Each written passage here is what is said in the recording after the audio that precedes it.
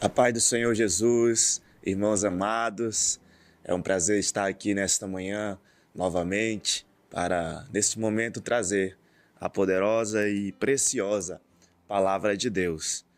Aproveitando que você está aí atento agora, tenho certeza, à Palavra de Deus, se você puder, pegue sua Bíblia aí neste momento e abra junto comigo no livro de 1 aos Coríntios, capítulo de número 15, o versículo de número 58. Nós vamos fazer uma breve reflexão acerca deste texto, aqui, 1 aos Coríntios, capítulo 15, versículo 58. Diz assim o versículo: Portanto, meus amados irmãos, sede firmes e constantes, sempre abundantes na obra do Senhor, sabendo que o vosso trabalho não é vão no Senhor. Amados irmãos, quando lemos este versículo, do capítulo 15, o versículo 58, nós precisamos entender o contexto em que se passa este texto. E o contexto deste texto bíblico se encontra na cidade de Corinto. E na cidade de Corinto havia 3 tipos de pensamentos. O primeiro pensamento seria o dos gregos, que não acreditavam na ressurreição, que uma pessoa poderia ressuscitar. O segundo pensamento seria o dos fariseus, que nem acreditavam que Cristo havia ressuscitado, quanto mais não acreditavam nem que ele tinha vindo à terra, quanto mais ressuscitado. E em contrapartida, nós temos o ponto de vista do apóstolo Paulo, que vem pregando o verdadeiro evangelho, e é por isso que ele, no versículo 58, exorta a igreja de Corinto a permanecer firme e constante. E ele prega aqui então o verdadeiro evangelho, a qual Cristo morreu e ressuscitou e está à direita do Pai, rogando e intercedendo por nós. Então, irmãos, nós vemos aqui que há uma preocupação do apóstolo Paulo quando ele exorta esta igreja. Nós sabemos que o apóstolo Paulo foi um dos maiores fundadores de igrejas. Por onde passou, ele fundava igrejas, colocava lideranças e a obra era feita nesses lugares. E na cidade de Corinto, o apóstolo Paulo já havia evangelizado esta cidade, já havia doutrinado ela. E neste momento aqui do capítulo 15, começou a haver uma discussão acerca do tema ressurreição. E dentre essas discussões, nós já citamos os 3 pontos de vista.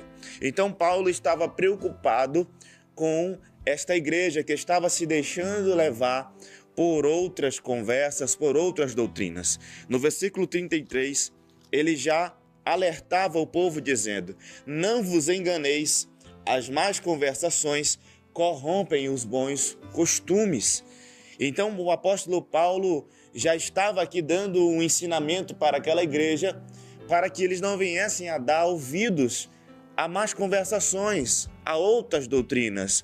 E essas doutrinas são muito perigosas, porque se nós não cremos que Cristo ressuscitou, a nossa doutrina, a nossa crença, a nossa fé nele é praticamente desfeita, porque ele é o Deus que ressuscitou, que tomou a chave da morte e está vivo, está rogando por nós, é o nosso advogado ali perante ao Pai.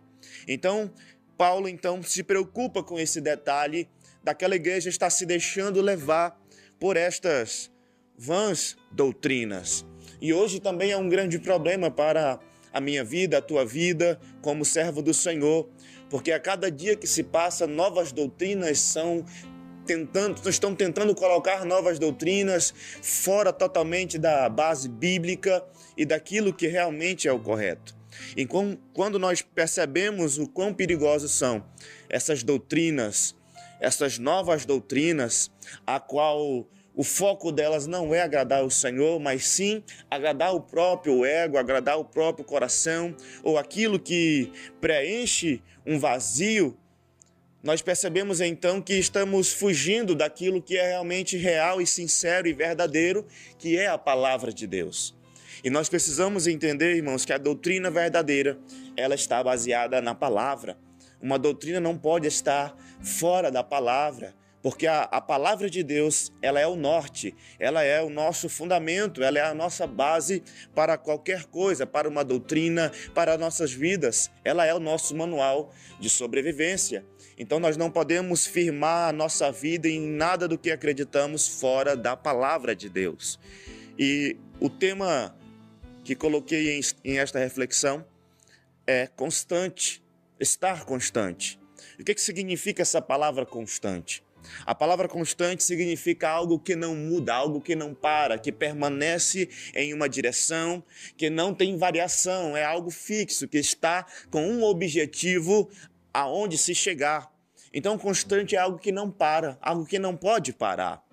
E quando o apóstolo Paulo então pede, meus amados irmãos, sede firmes e constantes, ele está dizendo, olha, permaneçam na doutrina que foi vos ensinado, permaneçam na palavra de Deus, continuem firmes e constantes, por mais que venham doutrinas e doutrinas falsas, permaneçam na palavra de Deus, permaneçam firmados nela. Então o apóstolo Paulo deixa bem claro esta exortação a esta igreja, e nós precisamos, irmãos, mediante talvez hoje os tempos trabalhosos que estamos vivendo, aos tempos difíceis, tempos de guerras, tempos de enfermidades, tempos de tantas coisas difíceis, precisamos estar firmes e constantes no Senhor, porque aqueles que não estiverem firmes e constantes no Senhor serão abalados, mas aquele que permanece firme no Senhor continuará com certeza como uma rocha inabalável. Sabe por quê? Porque ele é a rocha verdadeira. E se você estiver firmado na rocha,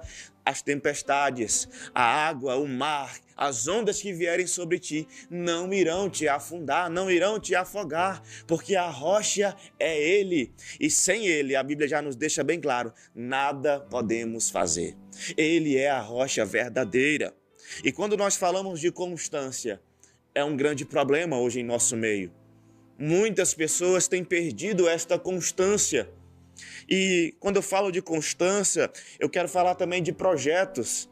Quantos projetos neste ano de 2023 você pensou lá no início, este ano eu vou fazer isto, este ano eu vou me dedicar mais à obra missionária, este ano eu vou focar em ganhar almas, este ano eu vou sair pelas ruas pregando a palavra, ou este ano eu vou comprar uma casa, vou terminar minha faculdade. Tantos projetos e sonhos que talvez você pensou que iriam ser realizados este ano, só que por conta de uma falta de constância, você acabou parando no meio do caminho. Você não teve uma continuidade naquilo que você planejou lá no início do ano. E isso, irmãos, tem sido um grande problema. Pessoas que começam em planos e projetos, mas não concluem, param no meio do caminho. E qual será então o motivo pelo qual esses projetos são incompletos? Pelo qual esses projetos ficam inacabados? Um dos problemas mais sérios hoje nos nossos tempos é a depressão e a ansiedade. A depressão e a ansiedade têm parado muitas pessoas. E como que se inicia a depressão, pastor? A depressão inicia-se de uma frustração. Então você fez um projeto lá no início do ano, e esse projeto não foi concretizado, você lutou alguns meses e parece que você se desanimou no meio do caminho, percebeu que não vinha, ou talvez você via outras pessoas realizando aquilo que você tanto queria.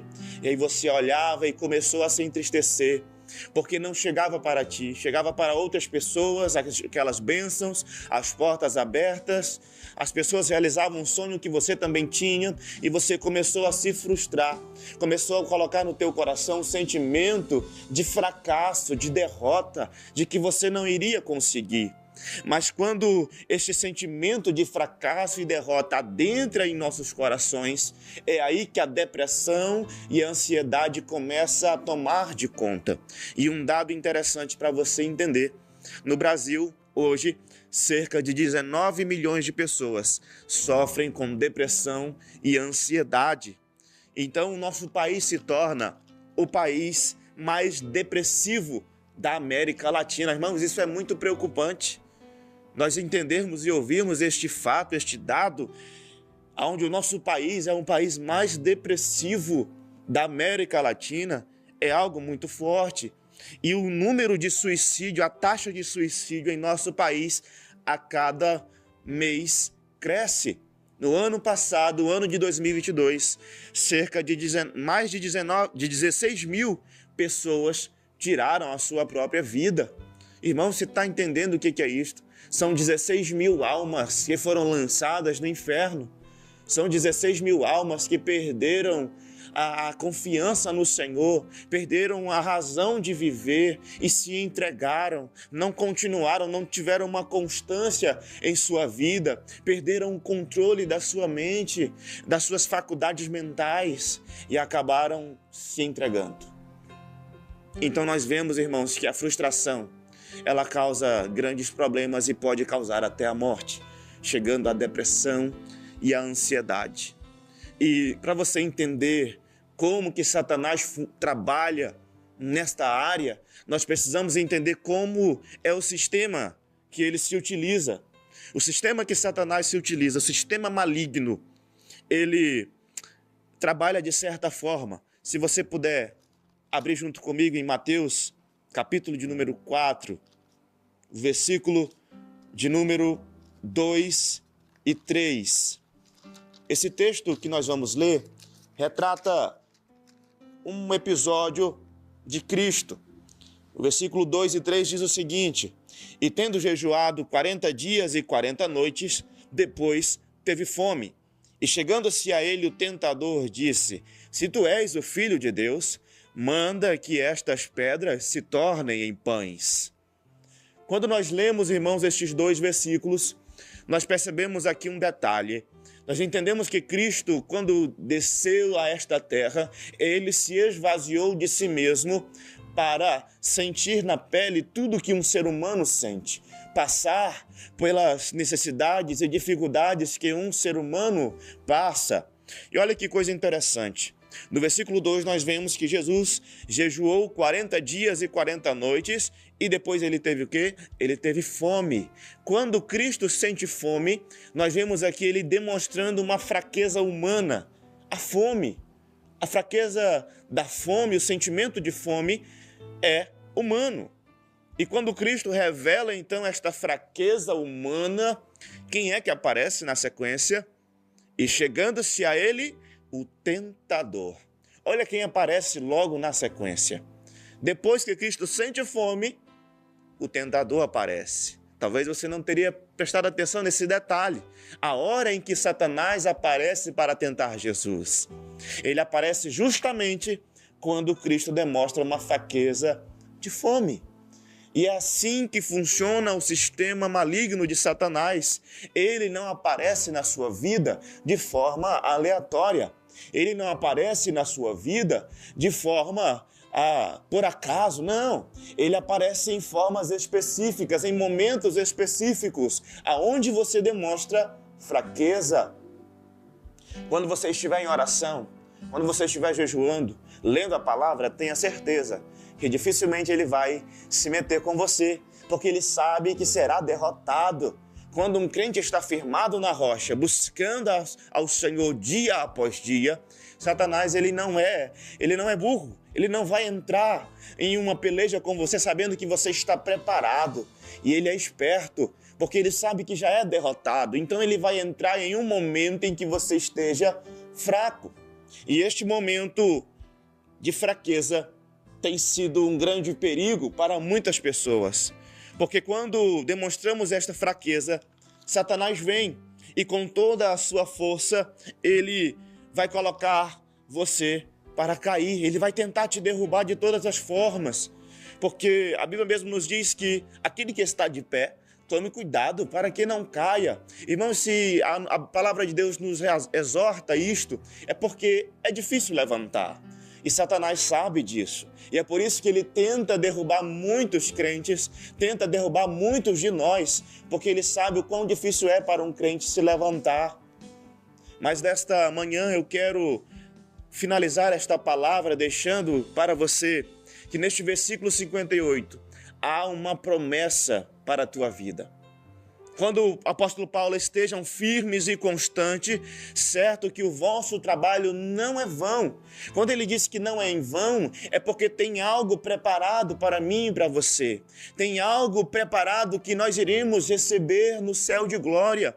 E esta promessa que você tem sobre a tua vida, que você vai participar e receber dela através da constância, Satanás não pode tirar. Satanás pode se levantar o que for, mas esta palavra que vale a pena ser constante, que vale a pena ser fiel, porque há um céu preparado para mim e para você, há uma moradia preparada para mim e para você. Este plano Satanás não pode frustrar. Talvez ele frustrou muitos planos de faculdade, planos emocionais, talvez relacionamentos que não deram certo, talvez faculdades que não deram certo, trabalhos que não vieram, portas que não se abriram. Estes planos talvez ele conseguiu atrapalhar, mas o plano da salvação para a tua vida, ele não pode frustrar, ele não pode atrapalhar, ele pode até se levantar, mas este plano da salvação foi feito muito antes da criação do mundo,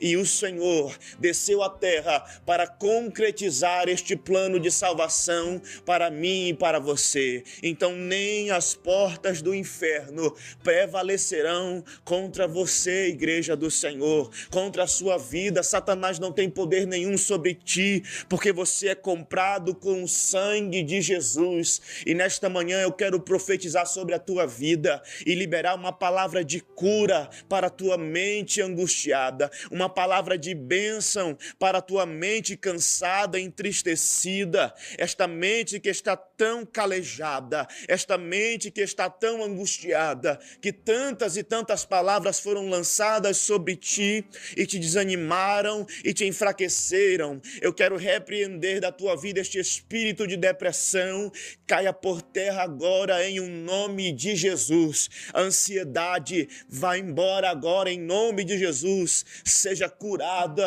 seja curado, seja sarada, seja sarado pelo sangue de Jesus. Este mal não vai te consumir, pois o Senhor nesta manhã entra em teu favor nesta peleja. Aonde quer que você esteja, ei, você é amada, você é amado, você é especial para Cristo e há um propósito de Deus sobre a tua vida e vai se cumprir. Permaneça firme, permaneça constante. Pastor, mas está difícil, está doendo, está machucando. Permaneça firme e fiel ao Senhor, que vai dar tudo certo e a vitória chegará para ti, em nome de Jesus. Fique com esta palavra no seu coração e guarde ela.